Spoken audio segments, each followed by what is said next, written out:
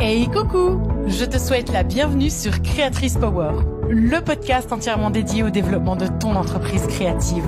Moi, c'est Eleonora, juriste et conseillère financière le jour et créatrice d'objets en tissu la nuit. J'interviewe pour toi des femmes inspirées, inspirantes et ultra compétentes afin de te donner toutes les clés pour faire grandir ta marque et ton univers. Si tu as envie de laisser ton empreinte dans le monde des créatrices et montrer tout ton talent, tu es au bon endroit. Bonne écoute!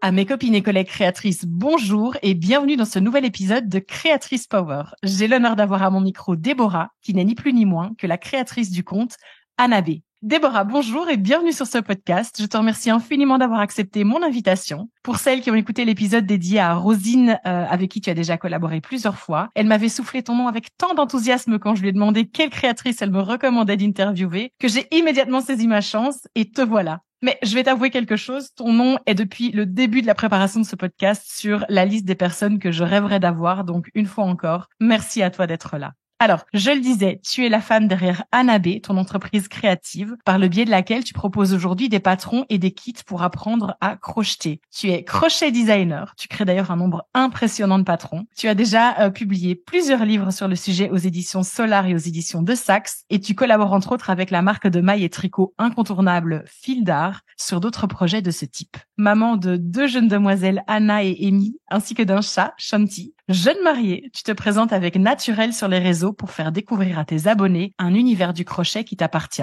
En effet, tu as réussi à te créer ton style et aujourd'hui, il n'y a plus besoin de voir ton nom sur un de tes patrons pour savoir qu'il est à toi. Tu as remis le crochet sur le devant de la scène francophone avec ton propre style pastel et adorable à souhait. Je pourrais encore dire tant de choses, mais j'espère que j'ai fait un bon résumé. Bonjour Eleonora, ça me fait plaisir d'être là. Tu as fait un très bon résumé, juste peut-être je rajouterais que tu as oublié Mougli dans ma famille, du coup j'ai 2 chats. C'est Shanti, celle qu'on voit énormément sur les réseaux, je pense que c'est pour ça que tu en as parlé, et Mougli qui est souvent dehors, très chasseur, donc mais c'est un amour de chat et voilà, il fait partie de la famille. Eh ben Mougli, j'espère que tu ne m'en voudras pas.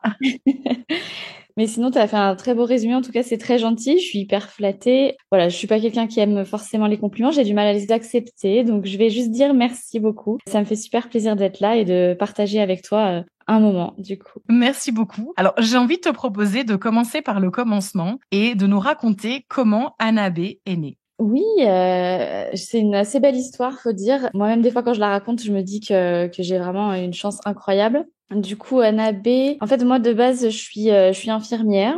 J'ai fait mes études et j'ai terminé en, que je dise pas de bêtises, 2012. Et voilà, c'était pas un métier, c'était pas une vocation. C'était plus parce qu'à l'époque, il fallait choisir un métier. J'étais quelqu'un de très manuel, mais on m'a toujours dit, il y a pas de débouché dans ce milieu-là. Donc, j'ai pris le premier métier où il y avait le plus de débouchés. C'était infirmière. Donc voilà, j'ai fait mes études, j'ai adoré, c'est toutes mes copines sont infirmières, c'est un monde dans lequel j'évolue encore aujourd'hui par leur biais, où du coup je suis toujours très touchée par les conditions de travail des infirmières, enfin de tout le corps médical. Et donc voilà, et j'ai travaillé pendant 6 ans infirmière. Où voilà, j'ai passé de super belles années, d'ailleurs presque je dirais pas mes meilleures années, mais ouais, j'ai vraiment adoré. Mais c'était pas un métier passion, c'était vraiment voilà un métier où j'y étais pour avoir un métier quoi.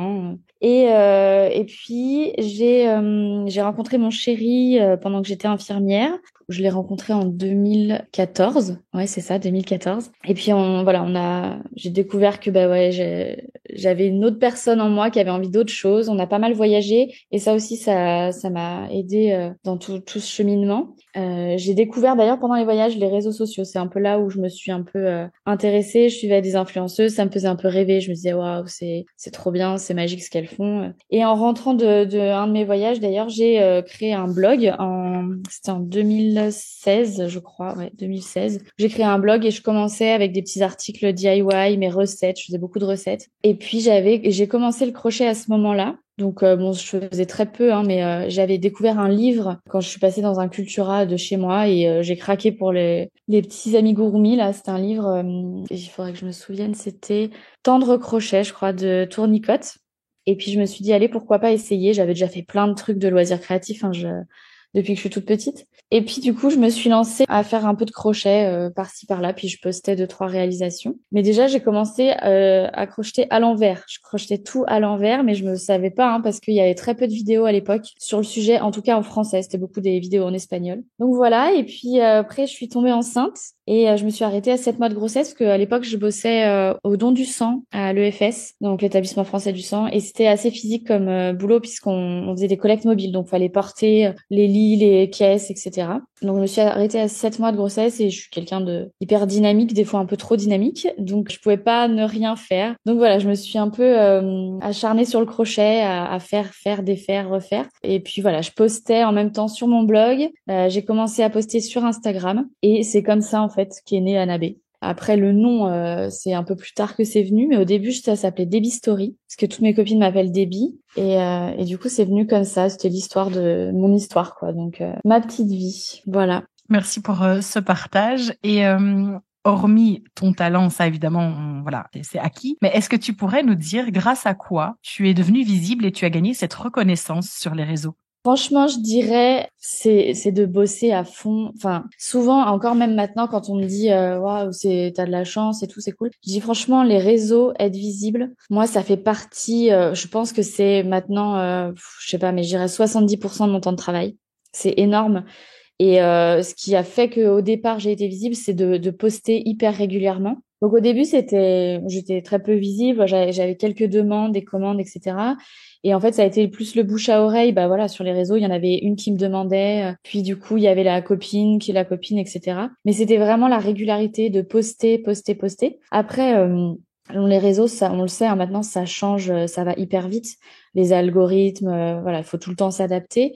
Mais à l'époque, c'était de poster des photos, des belles photos. Donc, je m'appliquais à faire vraiment un feed harmonieux, des coloris qui donnaient envie, que j'aimais. Et je postais presque tous les soirs. Et après, vraiment, ce qui a déclenché Canabé, quoi, la visibilité, ce qui a déclenché le compte, ça a été de parler sur les réseaux, parce qu'au début, j'étais hyper timide, j'osais pas, je me disais, bah non, ça sert à rien, personne va les regarder.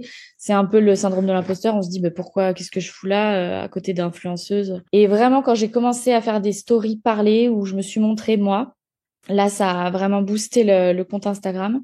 Et par contre, je crois qu'aujourd'hui, c'est beaucoup plus difficile. Pour sortir un peu du lot, c'est plus comme ça. Je pense que il y a tellement de monde, en fait, que ça devient plus compliqué. Mais au départ, c'était ça. Ça a été vraiment bosser à fond, être passionné et faire des choses tout le temps avec le cœur parce que j'aimais ça. Et après, il y a aussi forcément dans le bouche à oreille où il y a eu, à l'époque, c'était la première qui m'a demandé, c'est Manon Officiel, qui est une chanteuse qui a gagné The Voice à l'époque, alors je saurais pas dire quelle année, et qui a vu mes créations et qui m'a demandé de lui reproduire sa famille au crochet. Donc j'avais fait elle, son mari à l'époque, et puis elle venait d'avoir un bébé, donc le bébé. Et je lui avais envoyé ça.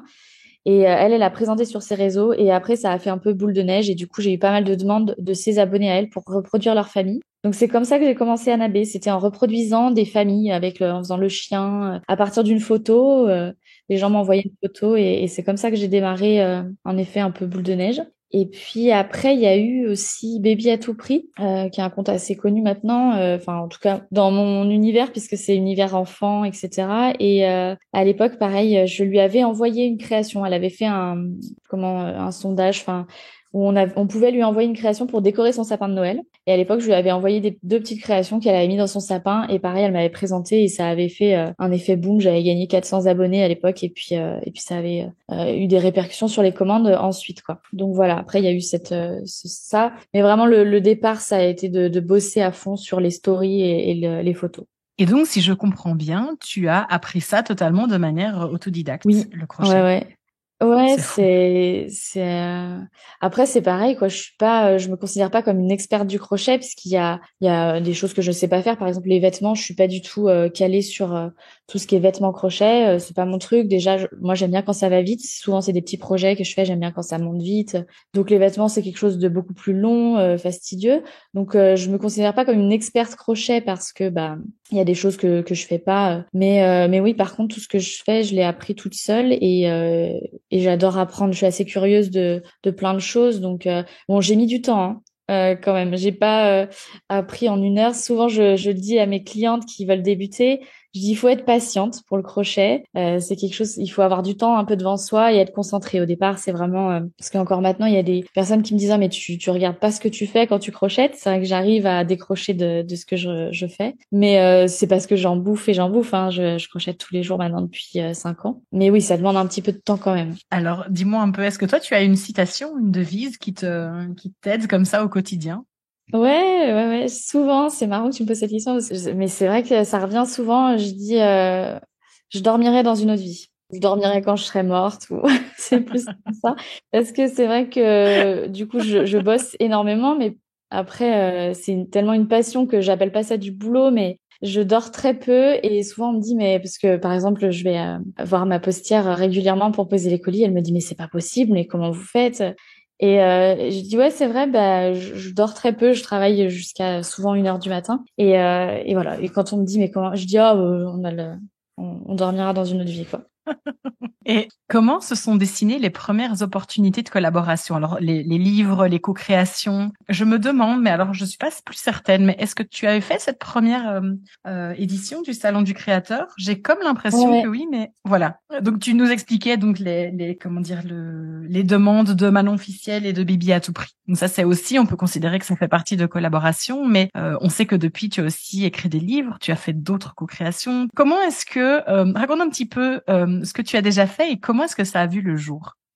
J'ai quand même pas mal maintenant de collaborations à mon actif et j'en suis très fière. J'avoue que c'est quelque chose dont je suis très fière. J'ai du mal à dire que je suis fière de moi, mais là, sur le coup, je le dis. C'est vraiment une grande fierté. Donc, il y a eu deux livres aux éditions Solar que j'ai écrit entièrement moi-même. Donc, le tout premier sur les créations de bébés et le deuxième qui est sorti là cette année en septembre sur l'univers des poupées au crochet. Et puis il y a eu des collaborations avec les éditions de Saxe aussi, où j'ai coécrit avec d'autres créateurs, créatrices crochet, des bouquins où du coup on a mêlé nos univers. Donc ça c'était super chouette. On en est que je dise pas de bêtises, un, deux. Là le troisième va sortir, le troisième ouvrage va sortir bientôt. Et puis il y a aussi les collaborations avec Fildar où j'ai fait la toute première collaboration c'était 4 personnages avec les 4 hochets. J'ai adoré cette collection de petits personnages. Et puis il y a eu les 2 livres de contes, donc avec un auteur qui a écrit une petite histoire. Moi j'ai réalisé les personnages et du coup les enfants peuvent associer les personnages avec le livre et l'histoire. Donc ça il y en a eu 2 avec Fildar et puis Rikorumi aussi où je fais partie des CAL. Donc les CAL c'est crochette longue, c'est un acronyme pour dire qu'on crochette un projet ensemble sur un temps donné. Et là c'est à chaque fois sur le thème de Noël. Et du coup, je suis à ma deuxième participation sur ces cales de Noël. Donc, hyper fière de travailler aussi avec cette marque. Et tout ça, c'est des projets qui sont venus à moi. Comme je disais depuis le début, hein, j'ai toujours ce syndrome de l'imposteur qui fait que je me sens pas forcément légitime dans tout ce que je fais, etc. Donc, d'office, je vais pas aller réclamer quelque chose ou demander parce que je me sens pas du tout légitime là-dedans. Et c'est peut-être un défaut, hein, parce que du coup, j'ose pas ou je vais pas assez chercher les choses. Mais du coup, je suis hyper fière de dire que c'est des projets qui sont venus à moi. Et donc le tout premier livre, moi j'avais vraiment ce rêve d'écrire un livre. Je pense que tout crochet designer a envie d'écrire un livre. Franchement, c'est incroyable d'avoir son livre avec sa photo dedans et ses créations dans sa bibliothèque. Donc ça, c'était un rêve. Et c'était avant le premier confinement où du coup j'avais fait les démarches. J'avais écrit à plusieurs maisons d'édition des mails. Et après, il y a eu le Covid, vraiment dans la foulée. Je crois que c'est à 1 mois d'intervalle. Et puis j'ai laissé tomber le projet. J'ai même pas cherché à savoir, rien. Et puis c'est la maison d'édition Solar qui est venue, qui m'a envoyé un mail et j'ai dit oh c'est incroyable. Et je leur avais pas écrit à eux à l'époque. J'avais fait 2 ou 3 maisons d'édition, mais pas à Solar, je connaissais pas. Et donc je me suis dit bon bah trop bien, bah allez go. Et en fait, entre-temps, j'avais pas vu que dans mes mails, l'autre maison d'édition m'avait répondu positivement pour écrire des livres. Donc c'était assez incroyable. Donc bon, bref, du coup, je m'étais engagée avec Solar et c'était une super aventure. Et donc voilà, c'est parti comme ça. Et pareil, Baby à tout prix, j'avais reçu un mail pour participer à son tout premier salon de créateurs. Elle avait déjà présenté plusieurs de mes poupées, mais j'avais jamais, à part les 2 petites créations de Noël, je lui avais jamais envoyé spécialement de création et tout, mais elle aimait mon univers. Et donc du coup, elle m'avait envoyé ce mail pour participer au salon du créateur. À l'époque, j'avais offert un doudou à sa sœur Marie, qui est une fille adorable. Et donc voilà, du coup, nos univers se sont mêlés à ce moment-là. Donc c'était mon tout premier salon. Ça avait été une très belle expérience. J'avais appris plein de choses et puis rencontré plein de créateurs, plein de créatrices. Donc ça, c'était vraiment chouette. Toutes ces petites... Et puis Fil d'Art, je me souviens même plus comment ça s'est fait. Je sais que Fil d'Art, voilà, c'est la marque de coton que j'utilise en permanence depuis le début. C'est vraiment, je pense peut-être parce que ma grand-mère à l'époque travaillait chez Fil d'Art et que du coup, elle utilisait que Fil d'Art aussi. Donc de par leur nom et puis la qualité de fil, hein, vraiment, il y a aussi ça qui avait fait. Donc j'utilisais tout le temps Fil d'Art, du coup je les taguais beaucoup, donc je pense que ça a été comme ça de fil en aiguille qui m'ont approché pour la première collaboration avec des modèles. Et alors là, tu nous parles évidemment de collaborations prestigieuses avec des marques bien établies. Mais ça se passe comment? Si une créatrice vient à toi et te dit j'aimerais bien collaborer ensemble, qu'est-ce qui va te faire accepter ou refuser ce type de collaboration? Déjà, ça m'est jamais arrivé. Donc, je me suis jamais posé la question, du coup. C'est une bonne question. En fait, jusqu'à présent, toutes les collaborations avec créatrices, donc par exemple avec Rosine ou d'autres créatrices, souvent c'est des illustratrices, des couturières. C'est toujours moi qui suis allée chercher parce que j'avais un besoin. J'avais une idée d'un kit et du coup j'avais besoin d'une illustratrice pour me faire l'illustration de ce kit. Du coup j'ai été chercher dans mes réseaux, dans ce que je suivais, etc., dans les comptes que j'aimais. Et c'est moi qui ai fait la démarche de demander est-ce que ça te dirait donc du coup, il n'y a pas eu cette question. Après, qu'est-ce qui me ferait accepter ou refuser Bah après, c'est plus ça. En fait, tout ce que je fais, je le fais comme je disais avec passion et avec le cœur. Donc, faut que ça me plaise dès le départ. Le projet, l'ambiance, l'univers, les couleurs. Voilà. Si ça me plaît pas, je vais refuser. Alors, j'ai toujours beaucoup de mal à refuser. Ça fait partie de mon caractère aussi. Mais maintenant, au jour d'aujourd'hui, j'arrive quand même à dire non sur certaines choses parce que je sais que je vais pas y prendre de plaisir. Et à partir du moment où je prends pas de plaisir, j'arrive pas à travailler dessus, à me motiver, à faire la communication, à faire les photos. Voilà. Donc, il faut vraiment que ça soit quelque chose qui me plaise vraiment sur le côté esthétique, les couleurs, voilà, les univers. D'accord. Alors dis-moi un petit peu, si tu en as eu, bien évidemment, quels sont les obstacles que tu as rencontrés en tant qu'entrepreneuse créative? Oui, alors il y a plusieurs obstacles que, évidemment, je pense que toute créatrice rencontre des obstacles. Enfin, s'il y en a une qui n'a pas rencontré d'obstacles, je veux bien me savoir qui c'est parce que, enfin, voilà, ça me paraît impossible. Mais en tant que créatrice, déjà, il y a le premier truc qui me vient, c'est monter son entreprise, quoi. En fait, je trouve que de juste monter dans son entreprise, pour moi, ça a été un obstacle dans le sens où il faut tout savoir faire, c'est-à-dire la création des statuts, chercher ses fournisseurs. Enfin, il y a tellement de choses, les shootings photos, la mise en place de la communication, le site internet. Le site internet, ça, je pourrais en parler des heures, mais tout ça, c'est plein de petits obstacles. Souvent, enfin, en tout cas pour ma part, quand on est créateur, enfin, moi, c'est que j'aime tout ce qui est créatif. Je suis animée par plein de choses autour de moi, les univers, les couleurs et tout.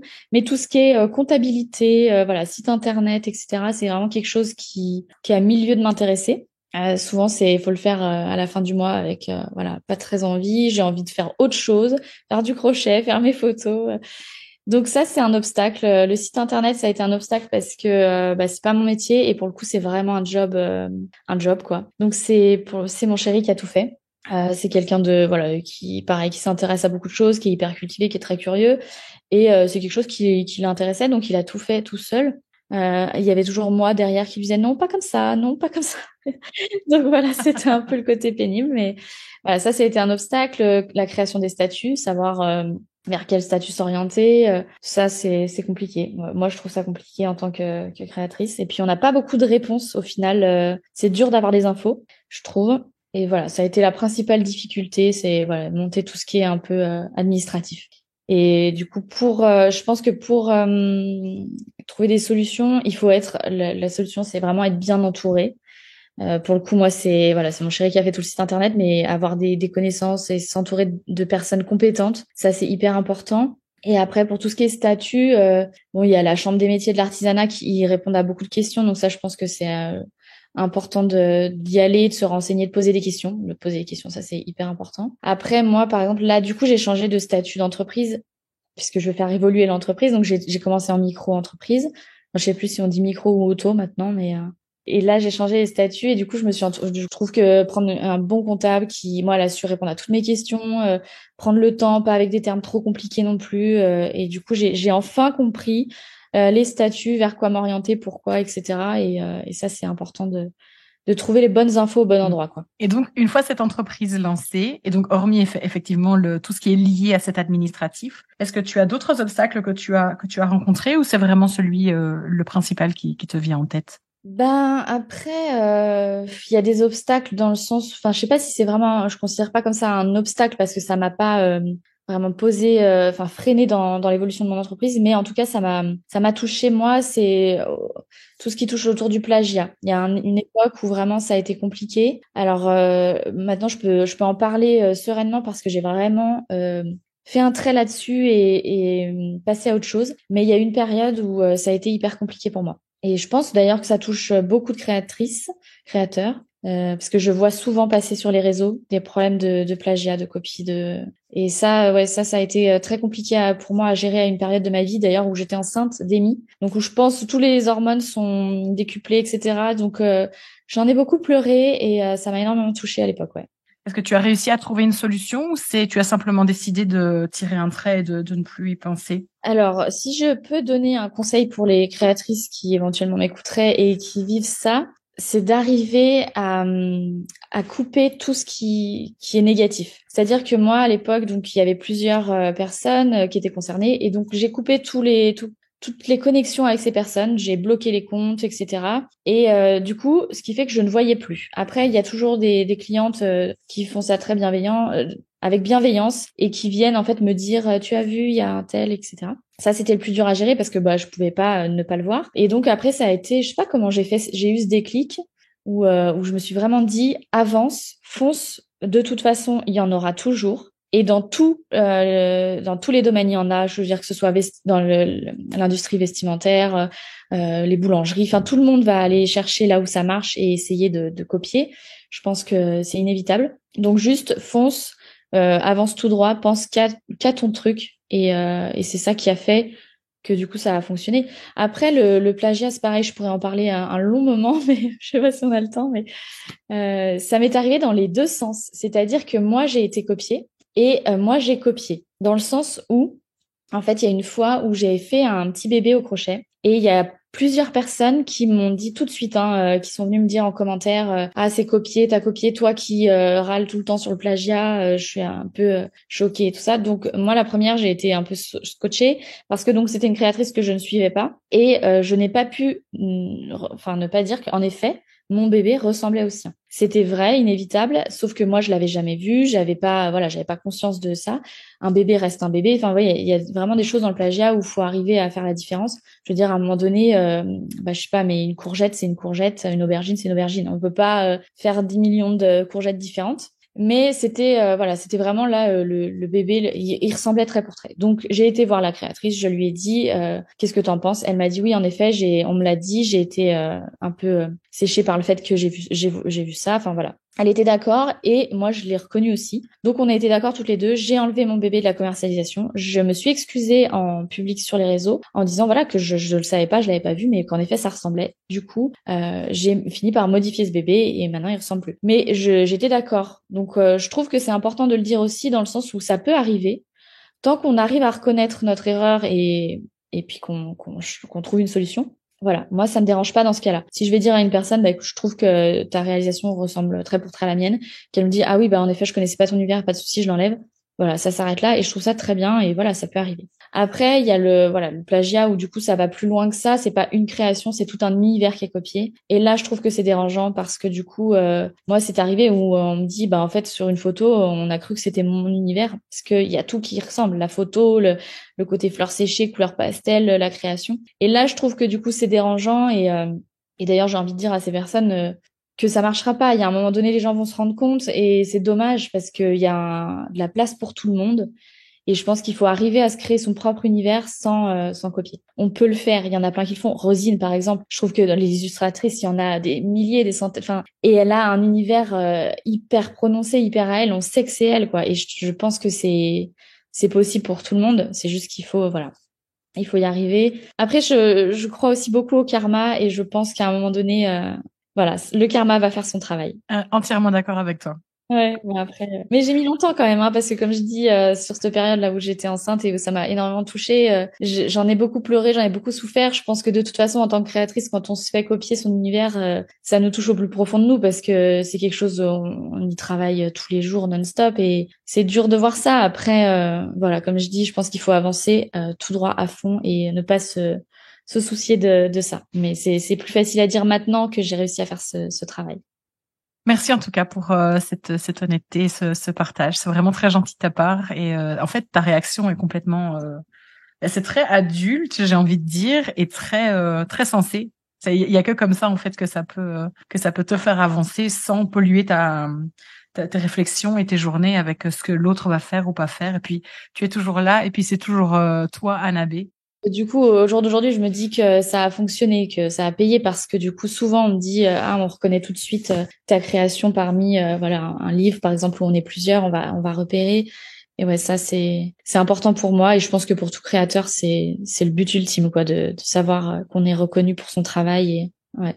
Alors, passons de ces obstacles et de ces choses un peu négatives aux plus belles réussites de Anna B. Alors, tu disais tout à l'heure que tu avais une grande fierté avec les collaborations que tu avais réussi à mettre en place. Est-ce qu'il y a autre chose qui, à tes yeux, fait partie des plus belles réussites de Anna B? Alors, quand je parle de Anna B, je parle de ton compte. Alors, j'ai l'impression d'avoir énormément de réussite parce qu'en fait, chaque kit ou chaque pour moi, c'est une réussite parce que je le pense vraiment du début jusqu'à la fin et j'ai tout un processus pour la réalisation. Donc, à chaque sortie d'un nouveau kit ou voilà, c'est une réussite. Après, en vraiment très belle réussite, je pense, comme je disais tout à l'heure, c'est vraiment que mes clientes reconnaissent mon travail et ça, c'est assez fou. Et je pense que ma plus belle réussite, c'est ma communauté. Franchement, au jour d'aujourd'hui, j'ai une communauté incroyable. J'ai énormément de bienveillance, de positif, de mots d'amour, de gentillesse, de compliments. Et déjà pour l'ego, c'est un truc de fou parce que ça fait un bien fou. Je vous assure que c'est assez incroyable. Et franchement, ça, c'est ma plus belle réussite parce que je trouve que sur mon compte Instagram, donc moi, je suis vraiment que sur Instagram, et ben, je trouve que enfin voilà, il y a vraiment un échange, un partage entre toutes, quoi. Et ça, c'est assez incroyable. Je trouve que c'est beau, surtout que maintenant, je vois beaucoup passer sur les réseaux des commentaires un peu, voilà, pas toujours sympas. Et je trouve que c'est facile. C'est ce qui se relaye beaucoup sur les réseaux, c'est que la haine, c'est un peu plus facile du coup, mais forcément, l'amour aussi. Et moi, je trouve que sur mes réseaux, en tout cas, c'est ce qui se véhicule, c'est le positif et la bienveillance. Et c'est ça que je voulais. Et je trouve que je suis arrivée à ce que je voulais. Et ça, ouais, ça, c'est une de mes plus belles réussites, quoi. Alors, on en parlait tout à l'heure, mais tu es maman de deux jeunes demoiselles. Comment est-ce qu'on gère son entreprise créative et sa vie de maman, puis de femme, et puis sa vie de personne, d'humain? Alors ça, c'est une question qui me fait beaucoup rire parce que j'ai pas mal de choses à dire sur le sujet. C'est hyper difficile. Franchement, c'est hyper difficile. Je suis quelqu'un qui bosse à fond, mais à 100%, quoi, à 1000% un truc. Donc, ma vie d'entrepreneuse, je la bosse à 1000%. Ma vie de maman, j'ai envie de la bosser à 1000%. Ma vie de femme aussi. Et du coup, bah, c'est pas possible parce qu'il y a un moment donné où tout s'entrechoque et ça marche pas. Donc, du coup, c'est hyper frustrant pour moi parce que j'arrive pas à tout faire comme je voudrais. Après, voilà, j'essaye de compartimenter et il y a des choses que je fais pas. Clairement, il y a des choses que je fais pas, je mets de côté. Donc, je suis pas une fée du logis, par exemple. Donc, le ménage, ça passe en dernier lieu. Voilà. Souvent, on se retrouve avec le frigo vide parce que, voilà. Et puis, un point hyper important aussi, c'est que j'ai mon mari, puisque j'ai du mal à le dire parce qu'on s'est mariés que cette année, donc c'est encore frais. Mais mon chéri est hyper présent dans tout, dans toutes les tâches, que ce soit de la maison, de l'entreprise et tout. Il m'aide à fond. Et ça, je pense que c'est important de le dire parce que j'en serais pas où j'en suis si je l'avais pas eu à mes côtés. Déjà que ce soit pour le site internet, c'est lui qui a fait tous mes statuts d'entreprise. Voilà, c'est lui qui gère le SAV de mon site. Et donc ça, c'est énorme comme travail. Et puis à la maison, il est hyper présent pour les filles dès leur naissance, quoi. Il a été vraiment un pilier dans Anabé, vraiment. Et après ma vie de maman, donc pour en revenir à ça, c'est déjà j'appréhende très souvent les vacances scolaires. Ça, c'est quelque chose qui me fait très peur. D'ailleurs, on est en vacances là ce soir. Et j'ai toujours un peu de mal avec ça. Je me dis, ah non, encore les vacances. Et en même temps, j'adore ça parce qu'on profite vachement des filles. Mais voilà, en général, mes journées sont compartimentées. Donc, le matin, c'est les filles. Après, dès qu'elles sont déposées à l'école, c'est Anna B en non-stop. Souvent, on se retrouve pour manger avec mon chéri le midi, mais c'est une pause très rapide. Et on parle boulot en général. Et après, le soir, je sais qu'à 16h20, c'est les filles. Donc, je pose tout. C'est les filles. Et puis, dès qu'elles sont couchées, 19h30, c'est Anna B qui revient. Donc là, vous allez me dire, il n'y a pas beaucoup de place pour ta vie de femme. Donc mon chéri, lui, tant que je suis épanouie, en fait, il me voit heureuse et ça, du coup, c'est hyper important aussi parce que lui, ça le rend heureux. Donc on arrive à vraiment, et puis on se prend du temps pour tous les deux. On a tous les mardis soirs, on est que tous les deux. Enfin voilà, on se prend des temps comme ça. Mais voilà, et du coup 19h30, je reprends le boulot, donc soit je poste des photos, des infos, des réels, des choses comme ça, et après je reprends mon crochet jusqu'à 1h du matin à peu près. Donc voilà, c'est calé. Ben, là, on comprend ta devise de tout à l'heure. On dormira dans une autre vie. C'est ça, on dormira dans une autre vie. Ouais. J'aime tellement ce que je fais que ça me demande pas un effort ou voilà, j'ai trop envie de reprendre mon crochet, j'ai trop envie d'aller bosser, j'ai trop envie de retrouver mes filles. En fait, tout est à 100%. Vraiment, tout est à 100% dans ma vie. Et des fois, c'est vrai que je vais un peu trop vite dans tout ce que je fais. Donc, il y a des choses où je perds du temps parce que j'ai oublié de faire une chose mais tout est à 100% et c'est pas toujours évident, mais ouais, ouais. Puis après, on est beaucoup aidés aussi parce que j'ai mes beaux-parents qui sont, on vit dans un corps de ferme et nous, on est sur la droite de la partie de la maison et eux sont à gauche. Donc, on est vraiment dans le même bâtiment. Du coup, on a quand même cette chance-là où tous les mardis soirs, les filles sont avec mes beaux-parents, les mercredis aussi. Donc, quand on profite à fond, mais on a quand même beaucoup d'aide. Il y a mes parents aussi qui sont à 40 km de la maison, donc ils gardent les filles dès qu'on a besoin. Ils les prennent souvent aussi. Bon, ils sont pas à la retraite encore, mais du coup, on a quand même beaucoup d'aide de nos familles. Et ça, je pense que c'est aussi hyper important quand on crée son entreprise. Parce que si on n'est pas entouré du tout, qu'on n'a pas de famille, c'est beaucoup plus difficile de tout gérer de front, quoi. Bien sûr. Alors, tu me dis si je me trompe, hein, mais en tout cas, moi, quand je t'ai découverte, alors il y a maintenant plusieurs années, tu vendais également des objets, mais je suis allée faire un petit tour sur ton site avant notre discussion parce que je voulais vérifier un petit peu et je vois que maintenant tu as exclusivement basculé sur la vente de kits et de patrons. Est-ce qu'il y a une raison pour laquelle tu as décidé de ne plus faire par exemple ces doudous qui étaient, je me rappelle que tu associais le tissu et le crochet ou voilà, c'est simplement une volonté de passer à autre chose? Il y a plusieurs choses. C'est vrai que j'ai commencé donc en vendant mes créations, le produit fini, comme on dit, où je crochetais des heures et des heures. Et il faut savoir quand même que le crochet, c'est long. C'est hyper long. Donc, par exemple, pour un doudou, alors pour ceux qui connaissent pas, mais c'est une petite tête ronde qui fait la taille, on peut la mettre dans la main. Et puis, il y a deux oreilles et il y a un petit col volanté. Donc ça, je le faisais au crochet. Et après, je faisais la partie couture. Donc, j'assemblais mes carrés de tissu, je cousais avec mon étiquette et je faisais l'assemblage. Donc, des oreilles sur la tête, le petit col, le doudou, etc. Ça me prenait, j'avais calculé une fois et ça me prenait à peu près 2 heures, 2 heures et demie par doudou. Et moi, j'en vendais, j'arrivais à en faire une cinquantaine par mois, en plus des kits, etc., que j'essayais de produire à côté. Mais du coup, c'est énormément de temps et sincèrement, enfin, je sais pas ce que les autres créatrices crochet en pensent, mais pour être rentable sur un doudou crochet, il faudrait un prix exorbitant, que ce soit le matériel, le temps passé et après l'investissement sur la communication, etc.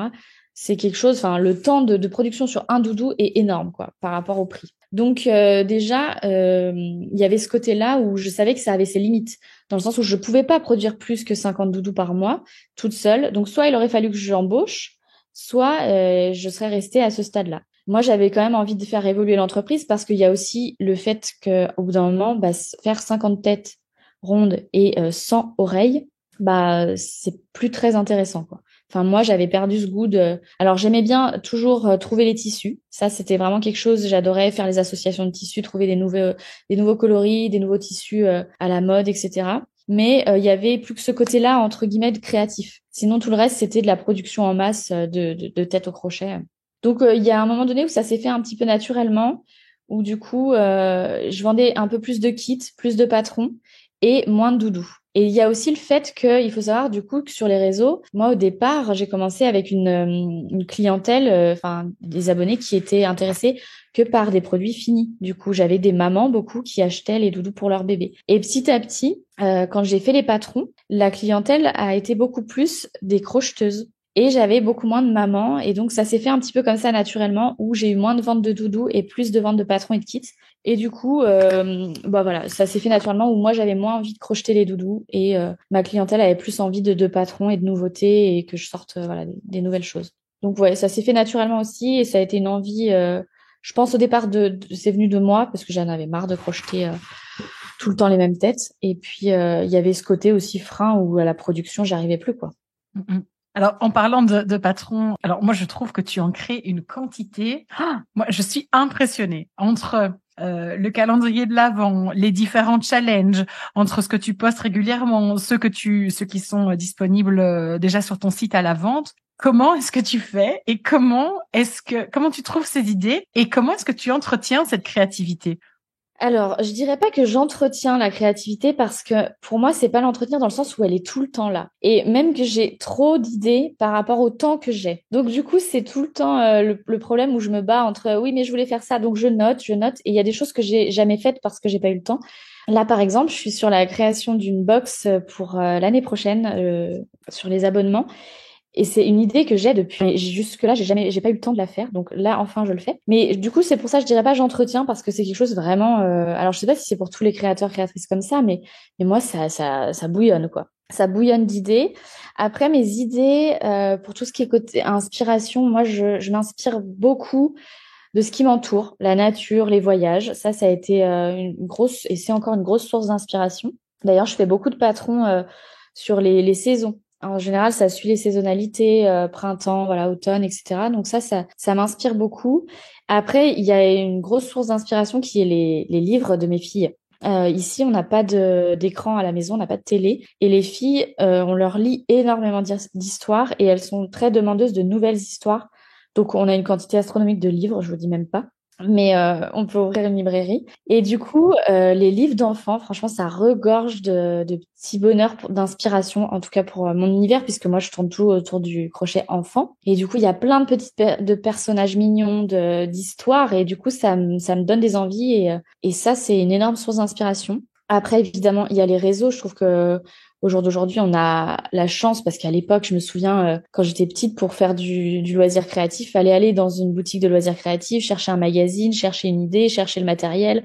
C'était plus compliqué. Maintenant, on a des portes ouvertes sur le monde assez incroyables avec Internet, les réseaux. Et ça, je trouve que c'est une chance parce que du coup, moi, je m'inspire beaucoup de Pinterest, qui est un site assez incroyable en termes de contenu, d'inspiration. Et puis Instagram aussi. Parce que bah, c'est pareil, vu que moi je poste que sur le crochet, des choses, des peluches, etc., je vais avoir beaucoup de choses qui vont m'apparaître sur cet univers-là. Bon, après, moi je suis beaucoup d'autres créatrices, hein. Je suis très peu de créatrices crochet. Je suis beaucoup de tout ce qui est, voilà, créatrice porcelaine, illustratrice. Et du coup, voilà, j'ai plein de suggestions et souvent ça va une couleur, une assiette en poterie va me donner une idée sur ma créa future. Enfin, voilà. Mais je regorge d'idées et c'est fatigant. C'est fatigant. Et souvent, d'ailleurs, c'est le soir ou la nuit et je me réveille le matin, je dis, ah, mais oui, il faut trop que je fasse ça. Voilà.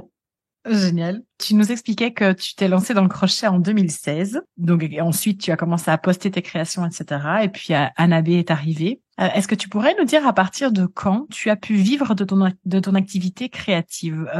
Est-ce qu'il y a un moment, un élément, quelque chose qui a fait que là, tu t'es dit, OK, c'est bon.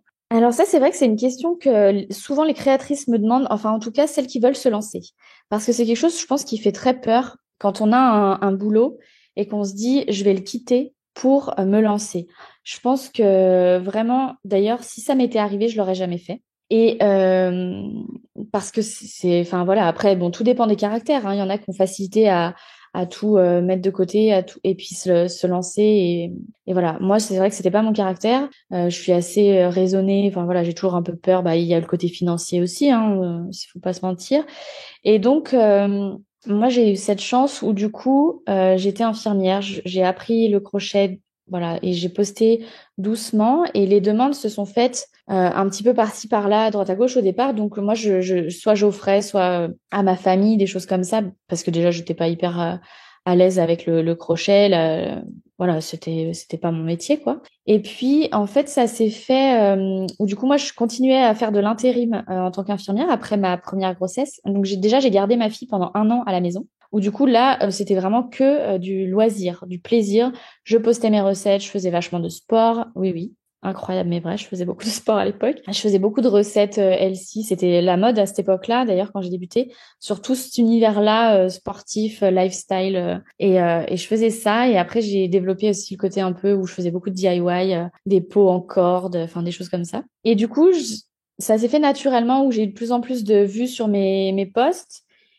Et il y a un moment donné, donc je continuais à l'intérim infirmière quand j'ai repris au bout d'un an. Et puis je me suis dit, bon, bah, j'ai trop de demandes pour ne pas laisser ça en plan. Donc du coup, ça s'est fait petit à petit où j'avais mes missions d'intérim, mais c'était au compte-gouttes. Et j'ai réussi à développer mon entreprise en même temps parce que j'étais pas à temps plein sur infirmière. Donc du coup, la question, et il y a un moment donné où j'ai totalement arrêté infirmière parce que je gagnais bien ma vie du coup en crocheteuse, quoi, en micro.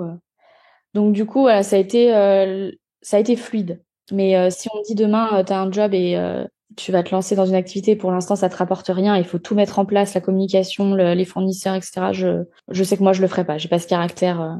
Alors, quel est ton rapport avec le monde des créatrices sur les réseaux? Et bah du coup, et comme je disais un petit peu tout à l'heure, c'est vrai que je suis très peu de créatrices crochet parce que du coup, j'ai l'impression comment, c'est peut-être un peu vulgaire de ça, mais d'en bouffer assez à la maison. Entre guillemets, où il y en a pas. Dans le salon, dans mon lit le soir, à mon atelier. Je vis crochet quand même au quotidien. Et du coup, moi, pour moi, les réseaux, c'est plus une façon de m'évader. Donc, je ne suis pas beaucoup de créatrices crochet. Quelques-unes, et souvent, c'est des créatrices étrangères qui ont des univers bien particuliers. Mais sinon, j'aime plutôt suivre des créatrices poterie, comme je disais, illustratrice. Et après, je suis aussi beaucoup de comptes lifestyle, des choses un peu plus légères.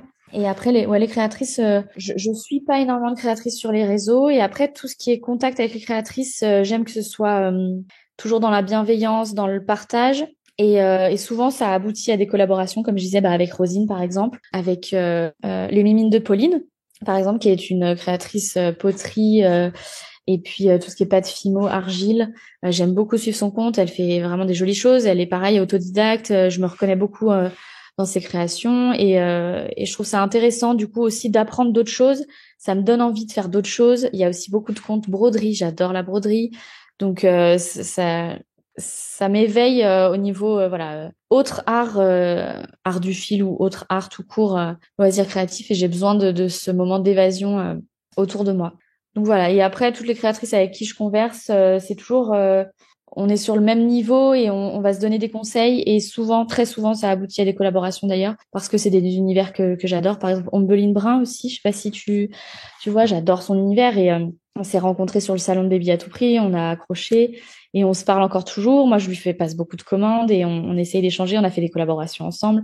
Donc voilà, c'est toujours dans la bienveillance et puis dans le partage. Voilà, c'est vraiment ce que je véhicule de toute façon sur mon compte en règle générale. Sur le compte et en dehors du compte, c'est pas le cas de tout le monde, hein, de véhiculer vraiment l'image qu'on véhicule sur les réseaux. Mais non, mais c'est sûr que dans le monde de la création, il y a cette bienveillance, en tout cas de manière apparente. Il y a vraiment beaucoup de bienveillance, il y a beaucoup d'échanges et de partage. Nous, c'est gai de voir que c'est le cas aussi pour des créatrices qui ont déjà réussi ou qui se sont déjà fait leur place au soleil. Alors, tu parlais du fait que souvent ça aboutissait à une collaboration.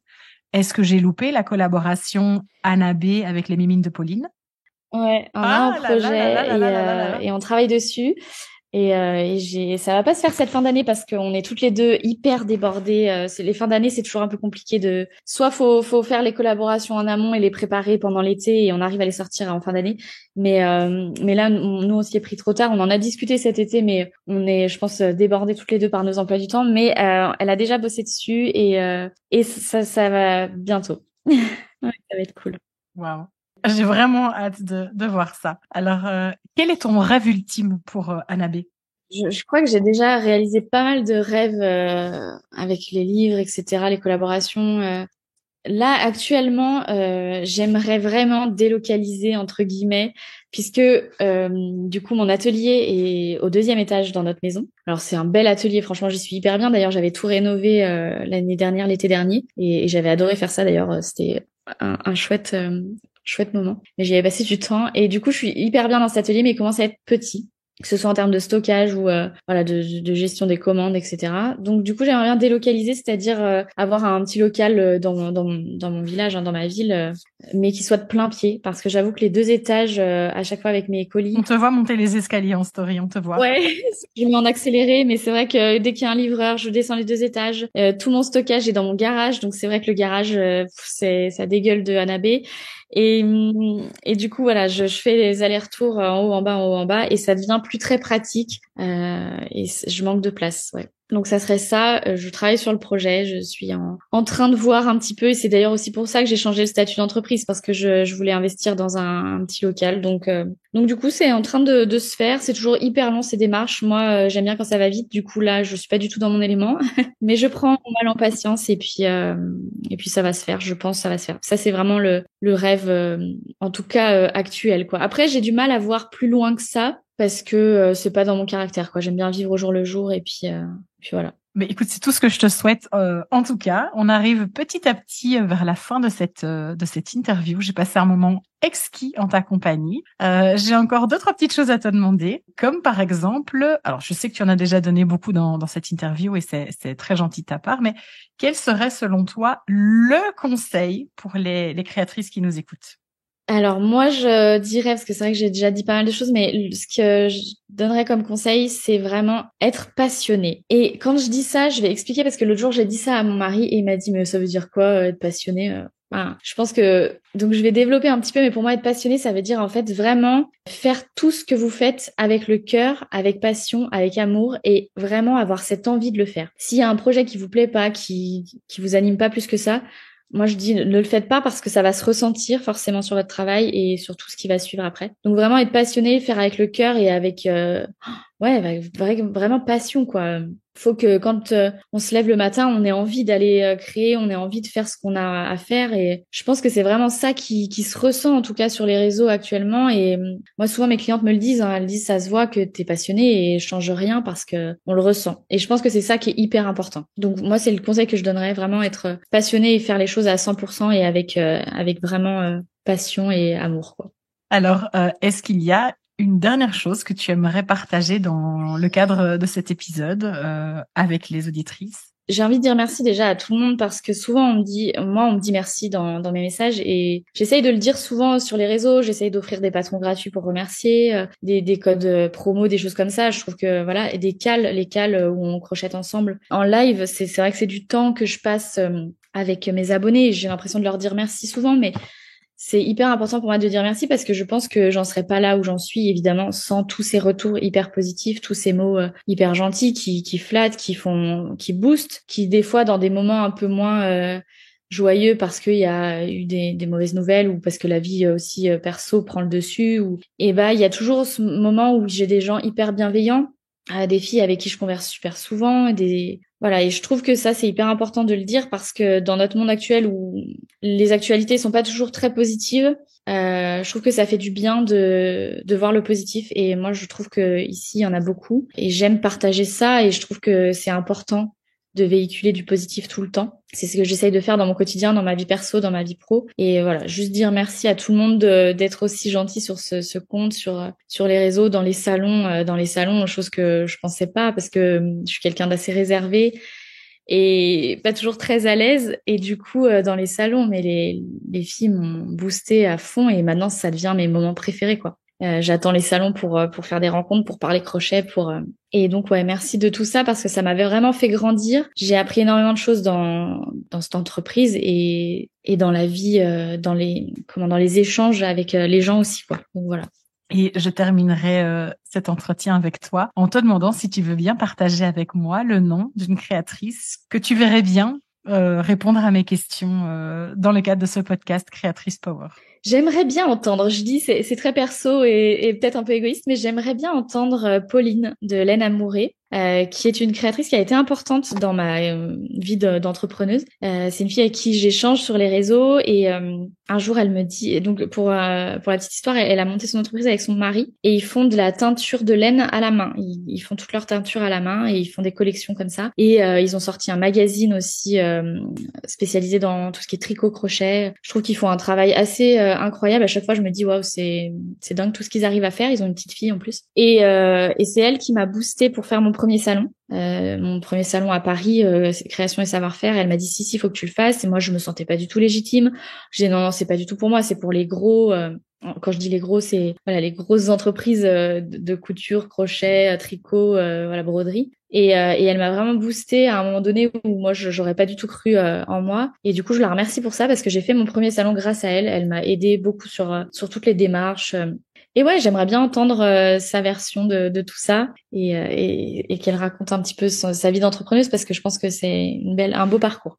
Eh bien, c'est noté. L'invitation est lancée. Merci infiniment à toi, Déborah, pour avoir partagé l'histoire de ton entreprise créative et toute ton expérience et tous ces conseils. J'ai passé un super moment en ta compagnie. J'espère que toi aussi. J'invite vraiment les auditrices de Créatrice Power qui ne te connaîtraient pas encore à aller découvrir ton travail. Toutes les informations te concernant se trouvent en description de l'épisode. Est-ce que je peux rajouter un petit mot? Juste, moi, je voulais aussi te remercier toi. Parce que tu fais un travail incroyable. C'est pas ton principal métier, il me semble. Hein, c'est pas et tu prends ton temps pour ça et je trouve ça génial parce que du coup je pense que tu es passionné et je trouve ça vraiment super et de prendre du temps pour nous parce que tu nous présentes, tu nous valorises et ça je te remercie pour ça. Eh bien merci beaucoup.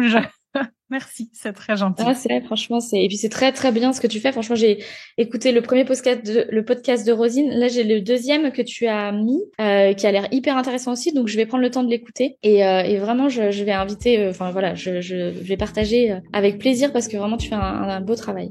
Eh bien, ça me touche en plein cœur et je te remercie infiniment. Merci beaucoup.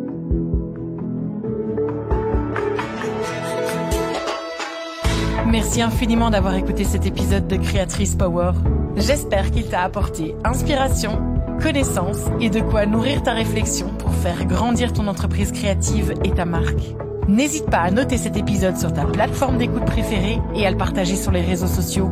Cela me permettra de grandir avec toi et de fournir toujours plus de contenu de qualité.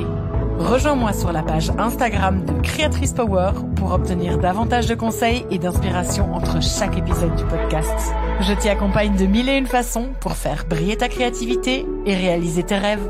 À bientôt.